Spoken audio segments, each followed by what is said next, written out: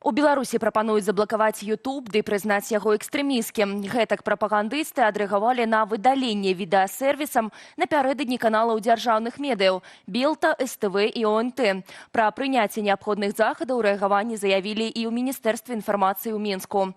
Адной з імаверных прычынаў выдалення рэсурсаў маглі стацца санкцыі, што дзеюць у дачыненні шэрагу кіраўнікоў праўладных СМІ і прапагандыстаў. Таксама YouTube мог пайсці на такі крок пасля скаргі кіраўніка беларускага расследовательского центру Станислава Ивашкевича на выпуск программы Романа Протасевича на СТВ, где были раскрыты персональные звестки працаўнікоў БРЦ. Прапагандысты ж масово называют постанову подразделения компании Google политично мотивованным. Маўляў, каналы беларускіх дзяржаўных ресурсаў популярныя, ды падаюць праўдзівую інфармацыю.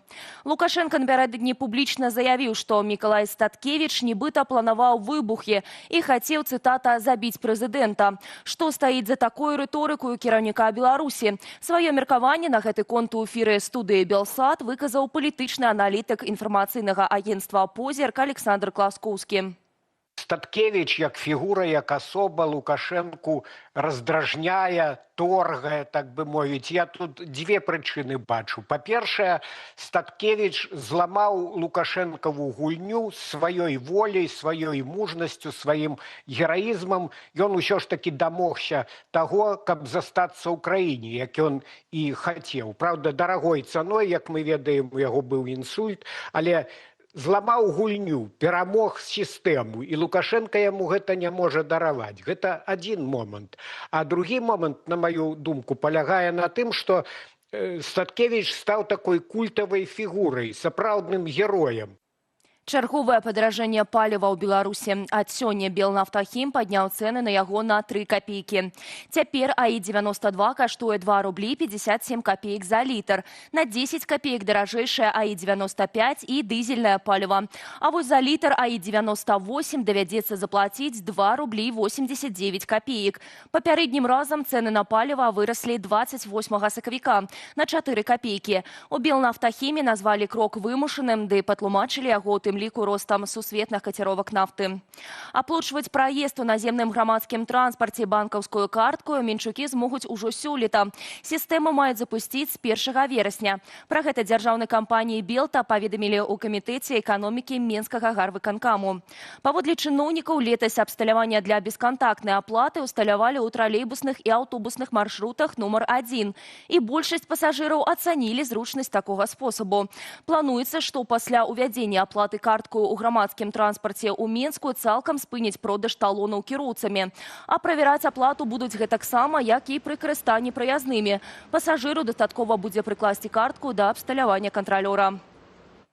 А тым часам беларускія тралейбусы працягваюць гарэць на хаду. Чарговы выпадак адбыўся ў Гомлі. Падчас руху на вуліцы Федзюнінскага загарэўся тралейбус нумар 10. Пацярпелых сярод людзей няма, паведаміў тэлеграм-канал «Беларусьзамкадам». Прычыну інцыдэнту рэсурс не назваў.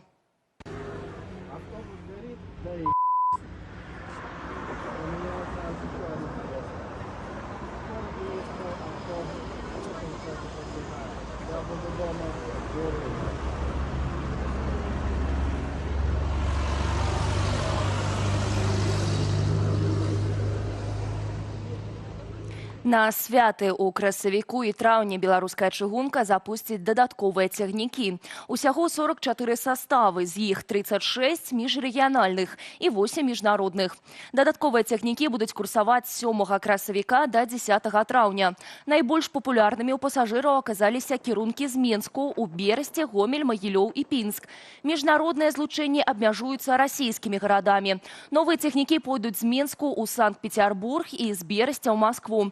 Таксама на запад абяцаюць павялічыць колькасць месцаў у рэгулярных злучэннях. У Дзяржаўнай думе выказаліся наконт масавай куплі грамадзянамі Расіі кватэраў у Менску. Цалкам нармальнай сітуацыяй гэта назваў дэпутат Андрэй Свінцоў, піша выданне «Газета.ру». Паводле яго, Беларусь камфортная краіна і братэрская дзяржава, дзе цэны нашмат ніжэйшыя. Таму, заявіў дэпутат, гэта нармальна, калі расейцы з піцерскімі або маскоўскімі заробкамі пераязджаюць у Менск ці Гомель. Таксама ён адзначыў і больш высокую якасць беларускіх прадуктаў харчавання. Паводле менскага дзяржаўнага Дзяржаўнага агентства дзяржрэгістрацыі толькі ў сакавіку грамадзяне Расіі зарэгістравалі ў сталіцы 126 аб'ектаў нерухомасці. Гэта, як аказалася, кожная 10-я кватэра. На юбілейны славянскі базар стартавалі продажы квіткоў. Нягледзячы на заявы пра высокі попыт, значная частка месцаў застаецца даступнай. У амфітэатры, што змяшчае каля 6 тысяч гледачоў, збольшага раскупленыя месцы на адкрыццё і закрыццё фестывалю. Аднак на іншыя канцэрты яшчэ ёсць выбар. Напрыклад, менш актыўна прадаюцца квіткі на конкурс выканаўцаў і канцэрты з удзелам саюзных праектаў. Кошты на сёлетняй імпрэзы вар'іруюцца ад 40 до 290 рублёў, у залежнасці ад падзеі і размяшчэння. Найбольш бюджэтныя квіткі на харэаграфічнае шоу і кубак гумару. Да 35-годдзя фестывалю арганізатары анансуюць акцыі для гасцей. У прыватнасці наведнікам, якім таксама спаўняецца 35 гадоў, абяцаюць адмысловыя бонусы. Падрабязнасці можна будзе даведацца ў касах. Фестываль пройдзе з 15 до 20 ліпеня. Для замежных гасцей на гэты перыяд дзее бязвізавы ўезд. Усяго за одну базовую можна зрабіцца уладаром шляхецкай сядзібы Яленскіх у аграгарадку Туча Клецкага району. Гістарычны аб'ект выставіла на продаж беларуская таварная біржа. Сядзібу з 4-калонным порцікам, мансардай і тэрасай з відам на парк пабудавалі напрыканцы 19 стагоддзя. Апроч будынку на тэрыторыі амаль 1700 гектараў месціліся спіртзавод, гаспадарчы двор, кавальня і свіраны. Аднак да нашых дзён усё гэта не захавалася. Цяпер за 45 рублёў прадаюць двухпавярховую сядзібу з 2 прыбудовамі і тэрасай. Разам з аб'ектам, які, дарэчы, прызнана гістарычна-культурнай каштоўнасцю, у арэнду на 50 гадоў аддаюць участак плошчы 1,2 гектара. Аўкцыён запланаваны на 27 красавіка. Напярэдадні жыхары Менску маглі заўважыць у небе незвычайную аптычную з'яву – ірызацыю аблоку. Фотаздымкі вясёлкавага неба апублікаваў тэлеграм-канал «Надвор'е». Ірызацыя ўзнікае пры дыфракцыі святла на кроплях вады ці крышталіку лёду ўнутры аблоку. Падчас гэтай рэакцыі тонкія слаі апошніх афарбоўваюцца ў розныя колеры. Іншы від аблокаў – лентыкулярная ці сышавіцападобная, а таксама высокакучавую воблачнасць заўважылі ў Баранавіцкім раёне. І ў канцы выдання кадры з космосу. Эксперты гістарычнай місіі «Артэміс-2», што кіруюцца да месяца, паказалі першыя выявы Зямлі, зробленыя з карабля «Арыён». Адлегласць да нашай планеты ў момант здымкі складала каля 70 тысяч кіламетраў. Прапаную паглядзець кадры разам без каментара.